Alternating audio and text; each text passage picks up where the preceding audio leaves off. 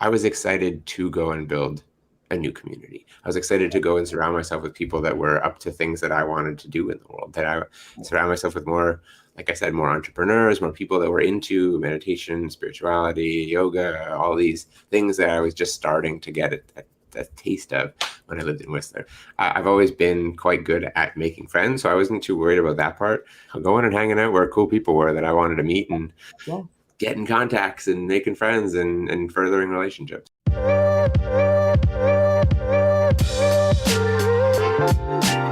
Welcome to the Freedom CEO podcast. It's about becoming the chief decision maker over your life in order to step into a life of freedom.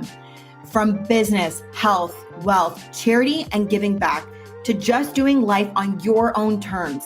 I am your host, Shay Invidiata. I am an award-winning activist, change maker, and a multifaceted impact entrepreneur with over a decade of experience in business, philanthropy, and health and wellness. In this space, I'm going to be bringing you insights, not just from me, but from incredible thought leaders around the globe to help you start making decisions towards living a life of freedom so you can live a life you love. Are you ready, guys? Because we are going all in. His career as a professional skier ended with breaking his neck in 2012. On the path of recovery, James Bravelove discovered a passion for entrepreneurship, spiritual growth, conscious relationships, and men's work. Today, James is the founder of Alpha Rising Men's Work and is a men's relationship coach and breathwork facilitator. James is on a mission to challenge men to lead, love, and play wholeheartedly and create more fulfillment in their lives.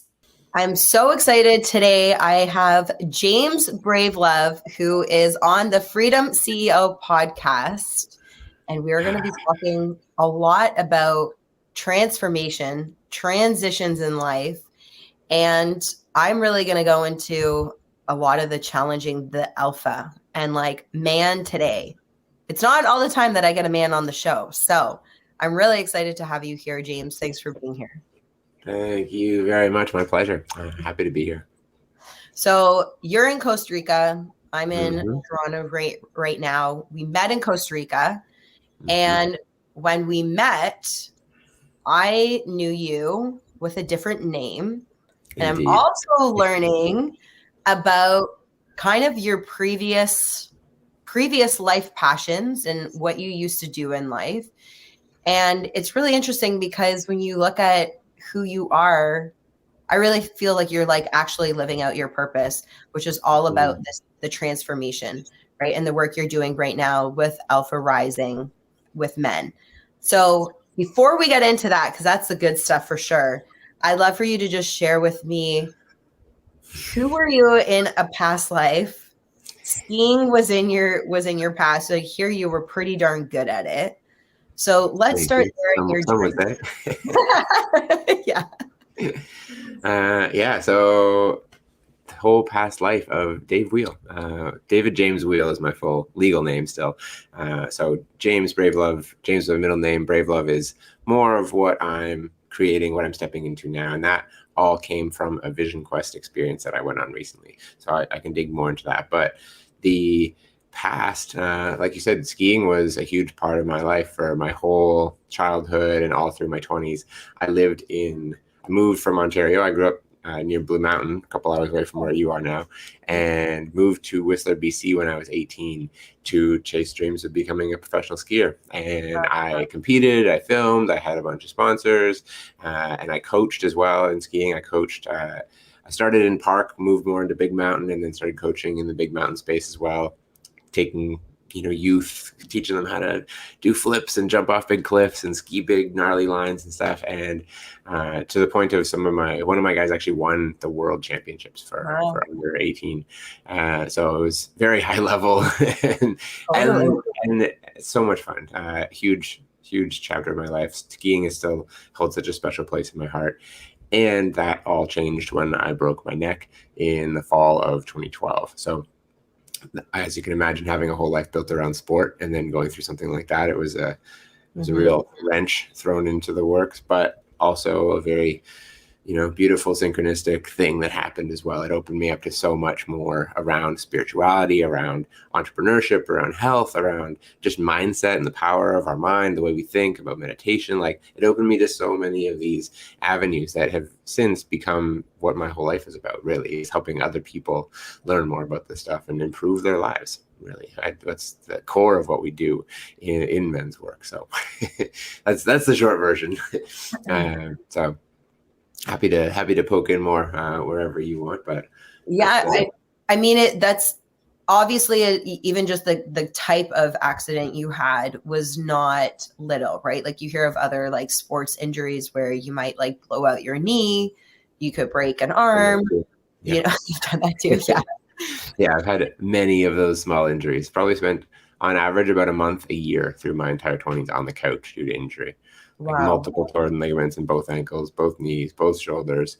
Broke my foot super bad, and then breaking the neck was like the big one on top of that whole pile. So I knew a lot about a lot of the mental side of that and recovery and all that before, but the neck really, it shook me up to a much deeper level, as well as a few pretty serious concussions in the mix too. So there was a lot there, and that was just like the final straw, so to speak, of like, you need to start doing something more long-term with your life and use all these things that you're passionate about, and share more of this gift. Even though I love sharing the gift of my passion for skiing and teaching people how to do that, it was also just, I'm here for more than that. So I mean, it's crazy even when you think of, you've had many different injuries over the years. This one was the final straw that was the gateway that brought you into a new path, or onto a new path. How was that transition? Because I can only imagine there's this element of like losing yourself in order to find yourself or reinvent yourself, because this is an identity that you've known for most of your life. And now it's like a skier. Like, that was who I kind of considered myself to be, not just the fact that that's something I do. Like, my entire life was built around that. So yeah, it was a big one. How did the transition look? It was slow. It was painful at first, but I started to sink in. Actually, cannabis played a big role in that, in the healing and recovery. Kind of, it helped me to basically get over this like FML type of mentality, and actually just accept where I am, and then, okay, so from here, now where am I going? Instead of just being resentful, being bitter, being like depressed, and going down that dark hole of letting your mind just run away on you, I started to look at where I wanted to go next, and I was able to make that switch and start learning, start digging into more podcasts and audiobooks, and just I was laid out on my back for weeks, just without able to do anything. And when I made that switch, I started at least using my mind, at least flexing, learning kind of things as I could. That was where I got more into Reiki as well, and meditation, and just started to learn more about the power of the mind in healing the body, as well as nutrition. And just, I started to get a lot of, I developed a passion for learning as much as I could about the human system and how it functions and how it can function better, and how much control we have over our situation with our minds, and just kind of started wandering down the rabbit hole, basically. So as you were on this like quest of, learning about the body, the mind, meditation, all of the things you were doing in order to heal, did you have an idea around what you wanted to do next? There was seeds. I started to dip my toes into the personal development space before that happened, and that was kind of like okay, it's time to actually do this for real now. And so like, the seeds have been planted. I'd heard about coaching at that point, but that was where it was really like, it's time to go and just go, like, start pivoting more into that space, and entrepreneurship, and creating more freedom for myself, because the world I was in up till that point was like, I love skiing, I love coaching.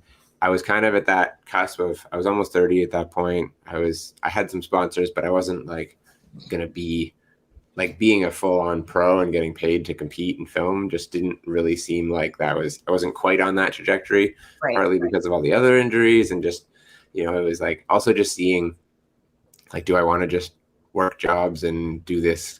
You know, it's like it wasn't enough of a passion and a motivator to sustain me and keep me moving in that direction, especially with the broken neck. It's like this could happen again next year and it could be even worse. The concussions were a huge piece of that as well, because bones heal, but concussions keep getting worse and worse every time. So there was a few things that kind of added up to like, it's time to start thinking of something different. And a big part of that transition was also moving to a different place, because when you're in a place like Whistler, it's like all of my friends, all of my network was all surrounded with skiing.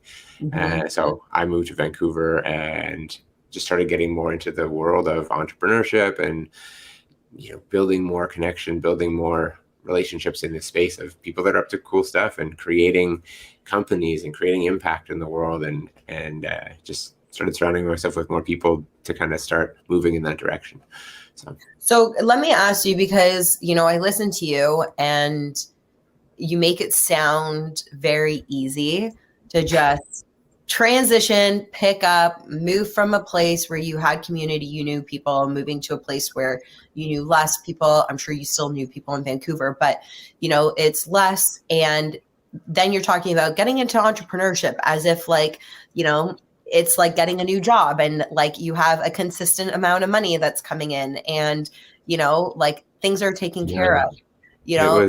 It was a hustle for many years. Right? Yeah. So like, let's talk about that, because I think there's a lot of courage that goes into making a really big leap like this. It's really a 180. You're not only just reinventing yourself. There's a lot that is happening for you right now in that moment where you are bringing this whole new essence of yourself that is coming to life that was not there before. And what were some of those challenges that would, like, what was the hard in that? Because that's not easy to do. No, it wasn't. Yeah. You know, that you touched on the piece of, you know, just the courage that it would take to do something like that, to, you know, to face these challenges and things like that. And that was a piece that I developed in skiing, I feel, is the ability to do hard things and to, you know, some of the steps required, some of the mindsets required to be able to take risks and take chances, and making that transition, making that move was definitely a big part of that. I feel there was a piece of it that in some ways I was ready for it before that happened as well. Like I was already starting to go on this personal development path. I was already craving, you know, people that were kind of on that same page.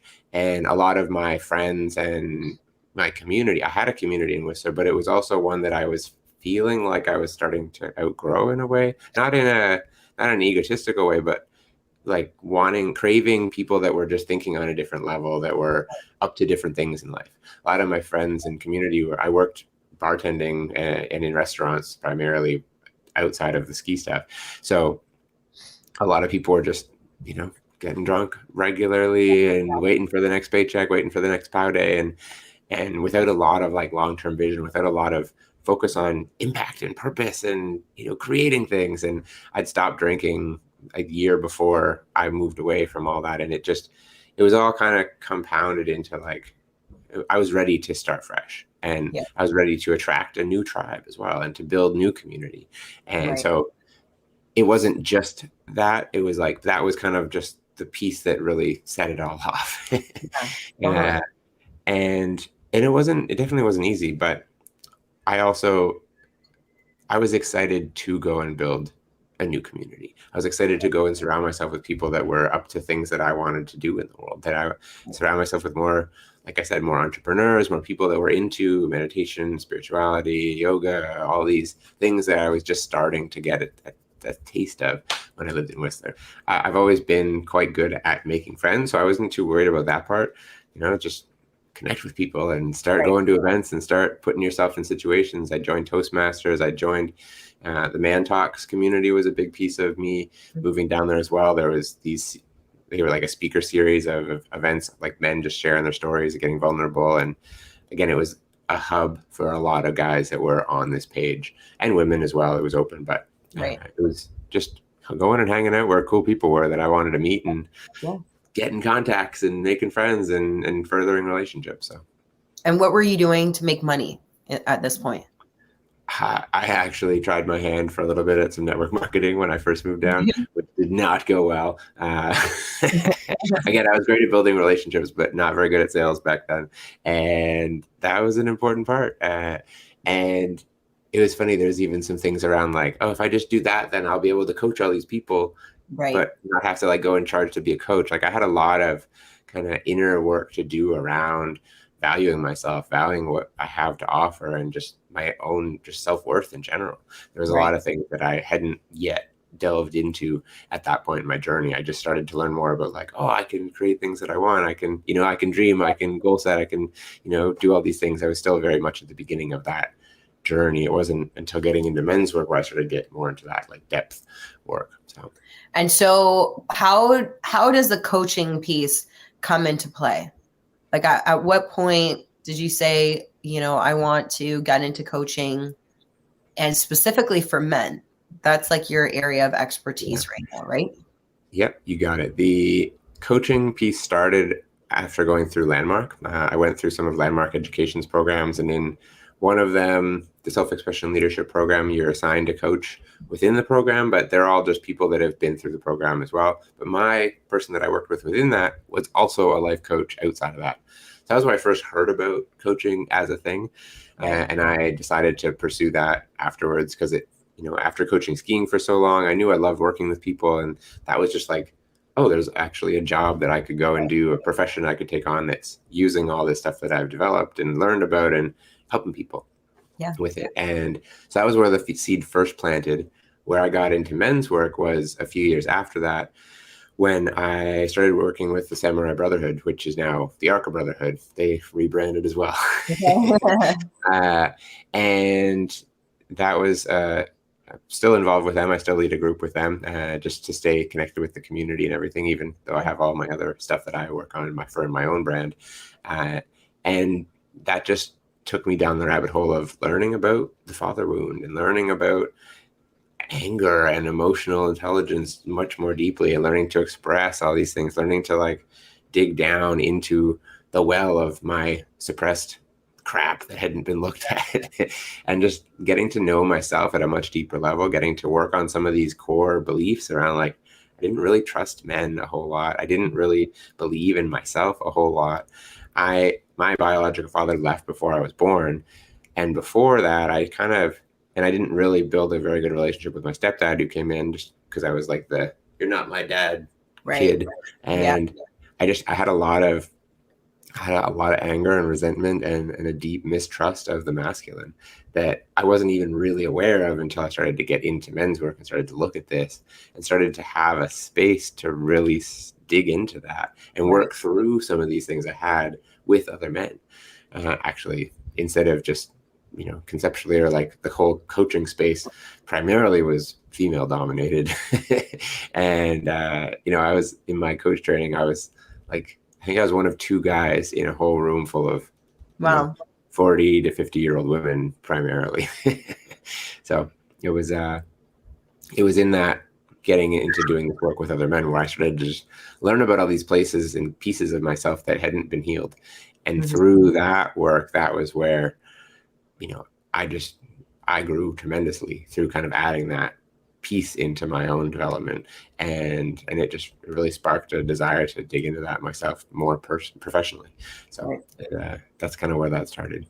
So like, the word or the term men's work to you, I'm sure, is very obvious, but to many people that just sounds like a kitschy phrase and may not understand like the magnitude of what it actually is. So I'd love for you to unpack that. Like, what are you doing when you say men's work? What is that? Yeah, no, great question. The core of most, it means lots of different things. There's a lot of different people like holding men's groups, and everyone that leads tends to have, their own flavor, their own style, their own things they bring in. The core of most men's groups, though, is actually just having a space for guys to open up and talk about the things that are going on in their lives, and to be vulnerable. Like, it's a space where they're invited to take off their armor a little bit and actually talk about the things that are going on in their lives. Because if you think about traditional places where men gather, it's like at the bar, in the locker room. It's like in these areas at the job site, it's like, it's in these areas where it's not a place where guys will come in and say like, hey guys, you know what, like I'm really struggling in my relationship, and or like, like actually open up. It's kind of beer, babes, and blood sports are the typical things that guys talk about in business. And all these kind of surface level, more in some ways ego driven things where it's just talking about the stuff outside, the things that you are willing to show the world.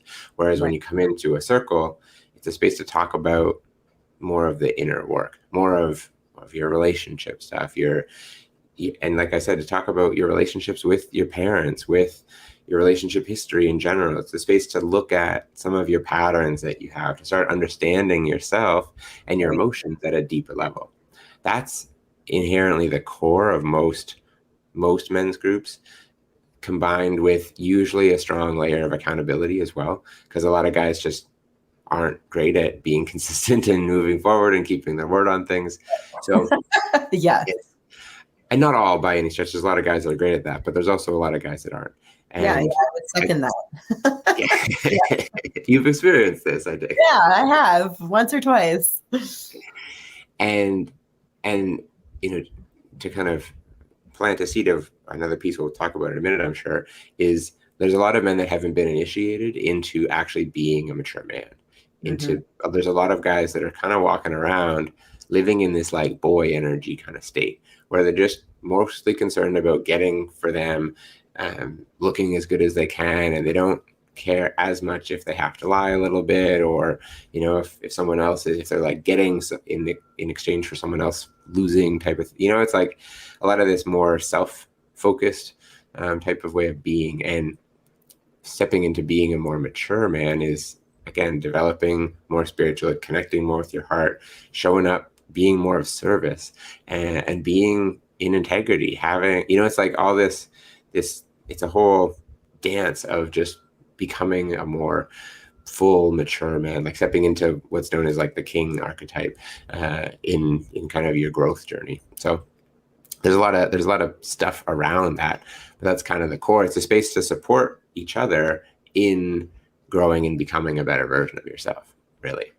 And a key piece of this is that, getting into kind of the masculine feminine dynamics a little bit.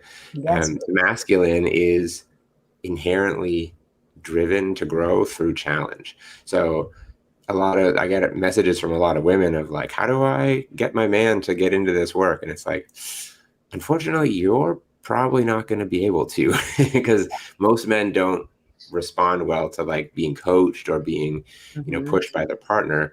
But if they've got a friend who challenges them more directly, you're like, bro, you need to step up, or like, what are you fucking doing with your life? Like kind of having more of these guys can relate to other guys in a way that's more still coming from love, but in this element of like challenging them to step up and to push themselves more. And it's a natural piece where most men are quite competitive, and usually that's directed at sports, at business, at all these other things. But then when we can use that competitiveness to push ourselves to become better versions of ourselves, it can do a lot of good. Yeah, totally. I think like even as you're talking about this role and men needing that safe space, there's a lot that's happening, obviously, right now in our world where, and it has been for a while, even before, like, I'm going to say 2020, which seems to be the benchmark or the pivot mark for most of these like drastic changes like we're seeing. But even prior to 2020, what it means to be a man and actually having men really step into their masculine, they can still acknowledge and acknowledge the feminine side of them. We all have it, right? Like, and it doesn't mean you're one way or another having masculine energy versus feminine energy. I am constantly working on bringing in the feminine into my life and letting her back in. But inherently for me, for a very long time, I've been more in my masculine, and that doesn't mean anything from a gender standpoint. It's just allowing those energies and those roles, those characteristics that they're just different. So when I think of part of the dilution of what it is to be a man has emasculated a lot of men.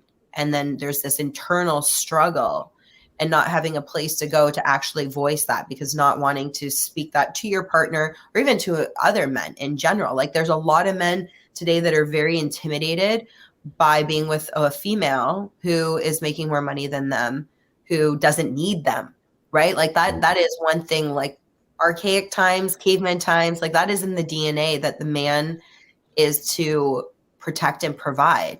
And so if you don't need man, that is very emasculating in a lot of ways. And it can be if it's seen that way.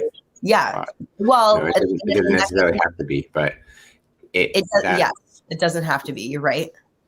That's a piece of, I feel, the struggle for a lot of women that I see, you know, like yourself, that are very strong and have accomplished a lot and have made a lot of money, is sometimes there can be a tendency of like drawing in a man who is more on the feminine side.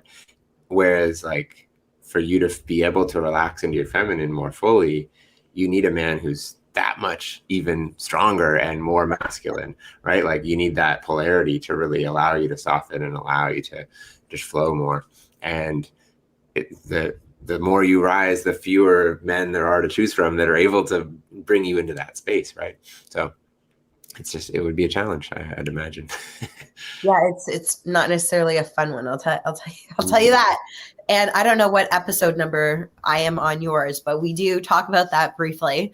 So we're not going to unpack that too much here today, but you can go check out James Bravelove on his podcast and look for our episode together on that. But I think these breakdowns, if you will, of what's happening supports more of the reason why men need to be in these type of groups, to have this type of support. Because as that's breaking down and feeling emasculated, as if you're going to be saying to your partner in that vulnerability how you're feeling, that's very hard for it's hard for men and anybody, not just a man, just like people in general, if you're having to be that vulnerable. But that can have that reverse effect. Whereas like when you're in this safe container with men that are there to support no matter what is going on in your life, and is saying, hey, here's my shit, my insecurities, my problems, my vulnerabilities, it really allows for the masculine to come back like from that, because you have other men that then step up to support, to help. Like, I mean, you know this better than I do. It's a big one, because again, just back to that initial piece we talked about, where most men don't have a space to be vulnerable or to talk about anything emotional. Or not most, maybe, but a lot. There can often become this dynamic where for a lot of men, their woman is their space to be vulnerable, is their space to be emotional. And when that is repeated over and over again, like you can create a bit of a dynamic where the woman can shift into more of like a motherly energy instead of being the lover. And not that you should never be vulnerable with your woman, but if she's your only source of emotional support, then you're just going to create this weird dynamic where she has to mother you, and she doesn't see you as this powerful king. She sees you as this boy that needs to get mothered. And that's where having a men's group can be really powerful, because you have a space to receive support. Like men are actually really good at supporting, at giving, at, just being that, providing that energy. And so when we do that for each other, we get to be a lot stronger in our families, in our relationships, for our kids. Like we have a whole crew of guys to hold us up so that we have that much more energy and strength to pour into our relationships and our families and the rest. And it's, and again, not that you shouldn't be vulnerable. Like it's important to be vulnerable with your partner as well, obviously, but you don't have to go and break down all the time with her for her to see your heart. If you've got a space to do that, then it's just every so often that can happen. But, she can then see you as more of that pillar for the family, that just man that's like, strong and confident and coming from love more and more of the time. So. No, I agree. And this is also too why it's like important to be like, we kind of going back to what we were talking about earlier about just like, what is men's work? I want to say like, this is why doing the work, whether, you're a man or as a woman, is just so important. This personal development piece of really, there's so many layers, right? Like we're very complex beings. We have all experienced some type of heartache and probably trauma in our life, and that like that gets suppressed. And when that's not addressed, they materialize sometimes physically, absolutely energetically as well, but then it manifests also in your relationships. And that can be a major struggle between two partners when you're not acknowledging, not addressing what's actually going on inside, and even the root of why that's inside as well, you know. And so in a space like what you have created and the work that you're doing, you're really able to not just speak and share of what's going on right now, but you start to go further, right? You go deeper into past the surface conversations and starting to get to the root of like, well, when did that first happen? You know, and how do we find that? Which there's many different ways to do that, you know, and techniques of how we do that. But this is why being in the work in general is so important, and it's ongoing. For me, it's forever. It's like, I'm never going to do that, right? 100%. Yeah, there's this term or concept called like being teachable or being coachable, which essentially the core of that is just being willing to admit that you got things to learn. And being willing to take things on, even if not everything fits or not everything is for you, like having the willingness to try on different ways of being, different ways of showing up. And I've heard it said that the people that are the most successful in life are the ones that are the most teachable, the ones that are the most coachable, because it's like, as soon as you stop being teachable, as soon as you're like, nah, I've got it all figured out, then you've set your bar, you set your cap to your growth. Essentially, you're not going to grow beyond that if you believe that you don't have anything else to learn. And if you're not, like, you know, if you still got room to grow, you still got things to learn. So it's it takes a humbleness to have that mindset, and there's a lot of people out there that are not willing to even look at that stuff or even like admit that they might not have everything figured out, which sounds ridiculous to me at this point because I've been in this world for so long. But for a lot of people, that's like the hardest part, is just admitting that, like, yeah, I could use some support. Totally. You know? Well, I mean, to further kind of that thought, you know, I always say that the people that say they don't need it are the ones who need it the most. Always. Like, and you said it in a different way around like learning and teaching. And, you know, I mentioned earlier, like, I'm never done the work. Like, I'm always evolving. I'm a lifelong student. I want to be learning more. And there's always something that you can do to optimize your health, your education, business strategies. Like, you can always do something better, always, you know? And so that's a lifelong journey. So when I hear people saying, oh, I don't need that, I don't need to do that, I'm like, you're the person who needs to do it the most. And I think there's a lot of, again, it's being afraid of being vulnerable and thinking that which, if I expose what was going on, is going to separate me from my person, my partner, my community, my family, my friends, whatnot.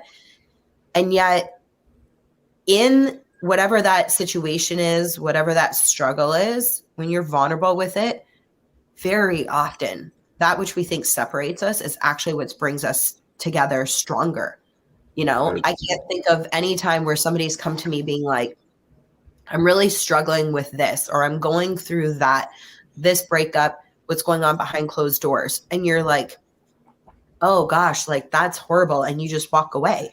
No, like, right. Like, that normally, that typically doesn't happen. I mean, if you have shitty people in your circle, that could very well happen. But I can guarantee you that they are not, even if that person walked away, they're able to relate to you. They can still relate to you on some level of what they've gone through in their personal life that maybe people don't know. And so it's like when we can start seeing the evolvement of personal development as not a sign of weakness, of something that you're embarrassed to be doing, but something that is exciting and you can evolve and it's actually empowering. It's a completely different perspective shift. And I was speaking with somebody last week about this, literally going, I don't need to do that. And I was saying about going for like health, like ozone treatments, which like I do those in Costa Rica, and like the ionic foot baths, and just I love on a weekly doing something that's going to better like my health. And they were saying to me like, I don't need to be doing that. What if I'm supposed to be going to this and to that? Like, and the way that they were saying it, I'm like, are you embarrassed? Because let me tell you, I'm the first one. I posted all over the place. Like I'm doing all kinds of stuff.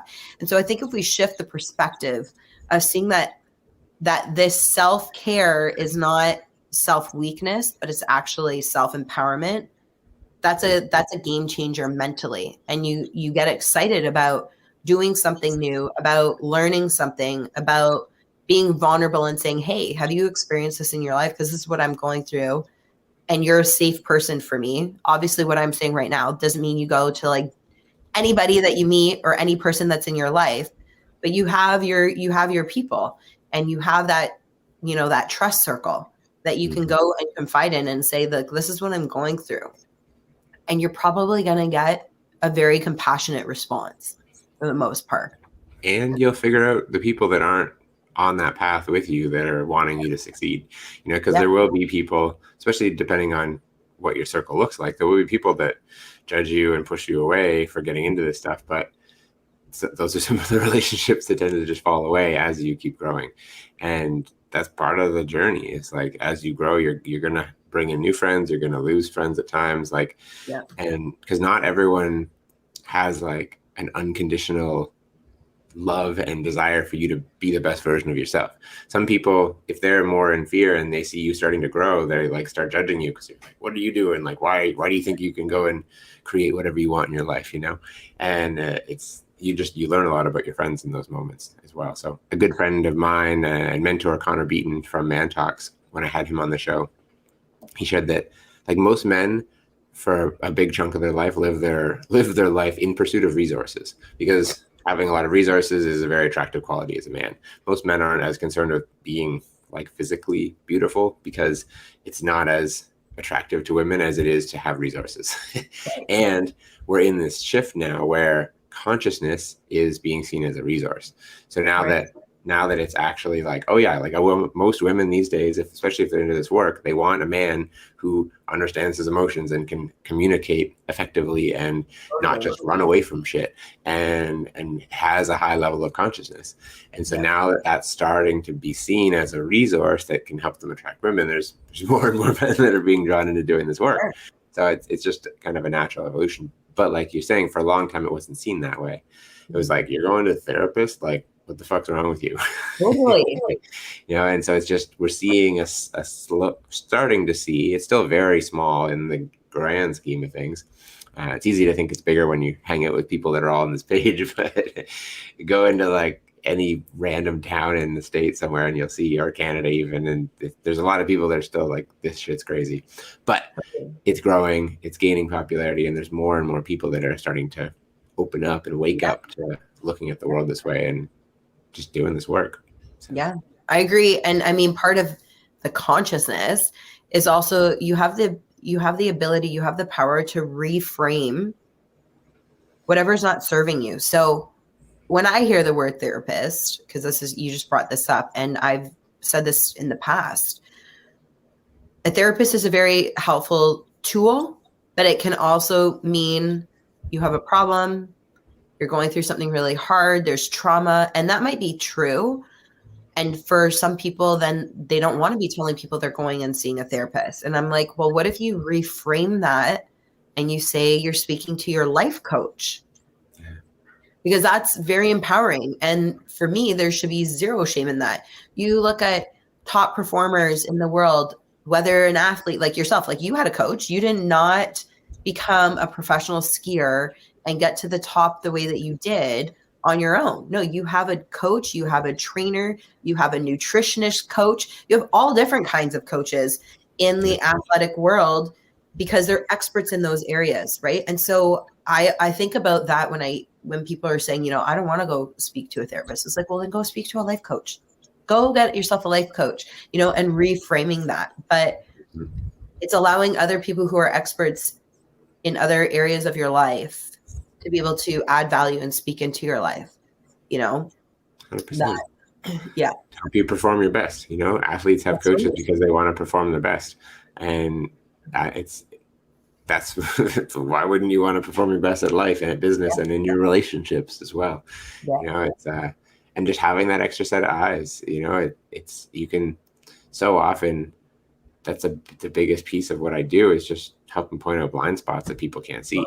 They'll tell me about what's going on. I'm like, cool. Well, have you thought about this thing that you're doing, or like this way of looking at your situation? They're like, wow, no. Like, damn, you're right. And it's that's the piece that comes. You only get to see your existence through your view. You're not looking at yourself from outside perspective. So it's valuable to have that kind of insight. Yeah.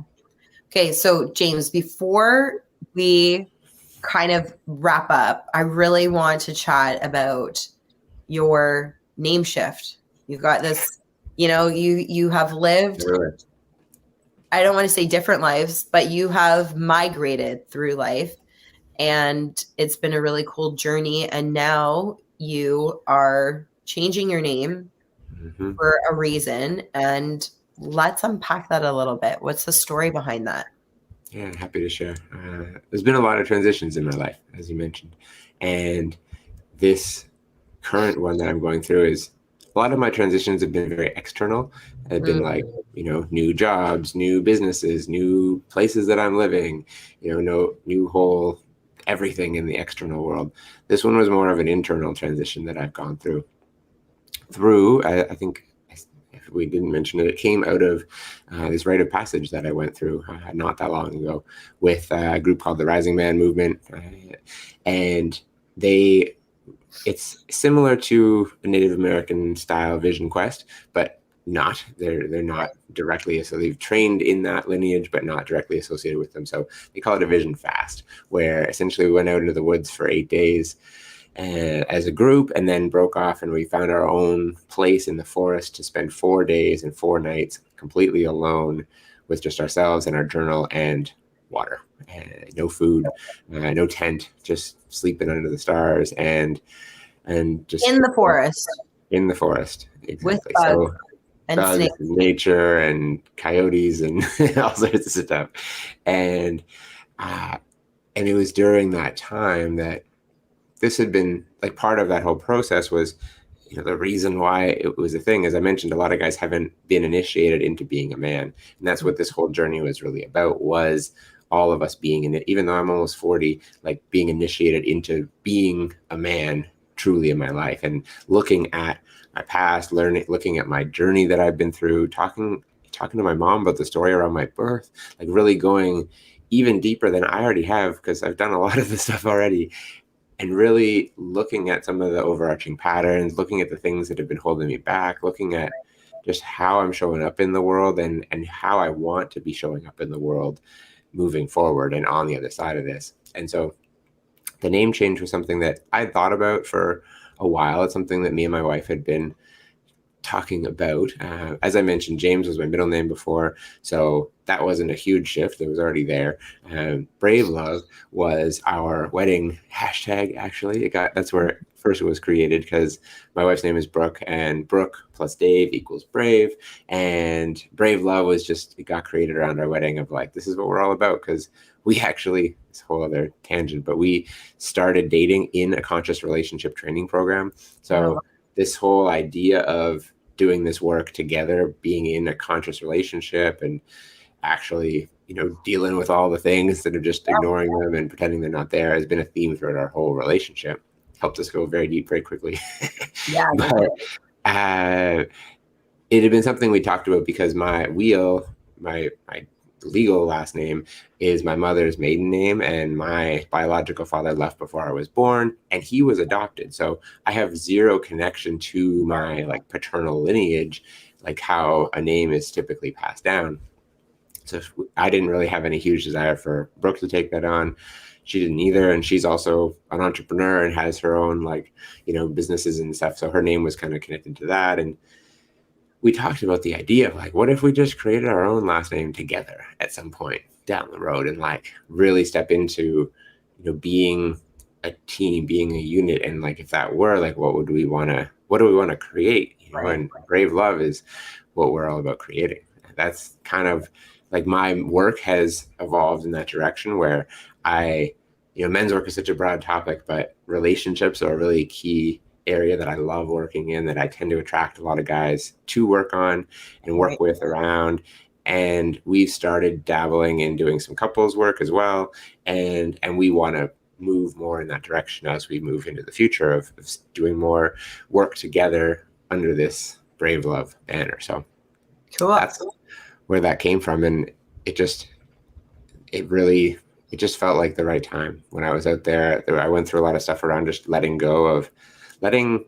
who I was, like this kind of boy self, this previous version of myself, letting it really die in the woods, and stepping forward into this new chapter, into this new phase of my life as this new version. And it's just like, well, if I'm going to change my name, what better time than like as I'm, it really for me embodies everything that I'm claiming and stepping into. Part of that, as well as just a fun little exercise that any of your audience can take on as well, is they had us create what they call the power statement, which is like a one sentence, which is who you are, what you're all about, and what you're creating in the world. And for me, after a lot of thought and reflection, that came out as: I am a bold, abundant, visionary, and committed father who's here to challenge men to lead, love, and play wholeheartedly. And so that statement is who James Bravelove is, and that's what I'm growing into. And that's like, it's a combination of who I am now and who I'm moving towards. Like, I'm not a father yet, we don't have kids, but I was literally going to ask you that. I'm like, he said father. I'm like, are you announcing that you guys are pregnant on my show? No, sadly not. But that was a part of what hit me while I was out there as well, just how much I've known for a long time that was a huge part of my purpose, was to become a father. And to, I've spent a lot of time, as I shared, working with kids over the years, and so has my wife through her, like, she teaches dance and yoga and mental health stuff. And so she's worked with kids throughout her life as well. And we've always known that, but it's just, we'd forgotten that somehow. In the shuffle of the last couple of years of transitioning down to Costa Rica and buying a house down here and renovating and like building new businesses and new lives, this just really helped me come home to that. And so that's why it's in there. So and beautiful. It's like that statement has a way of like pulling you forward into, that's the idea of like, what are you stepping into? So yeah, that was so the cap on that is the last night of my fast. While I was out there, they had invited us to take on this challenge of like a kind of self-guided ceremony of, they called that a vigil night. I built this little power circle for myself where I kind of did a lot of my meditations and stuff while I was out there. And before we came back to camp on the Friday morning. We went out on Monday, and the Thursday night, right before we came back to camp, there was an invitation to pack up your camp Thursday at sunset and then step into your power circle on the Thursday night and not leave your power circle until the light came in the morning, and not sleep, like spend the entire night awake, just with yourself, with the stars, with God, and with this vision that you're creating for yourself, with this new version of yourself that you're calling in. And like, are you willing to be vigilant enough to spend the night?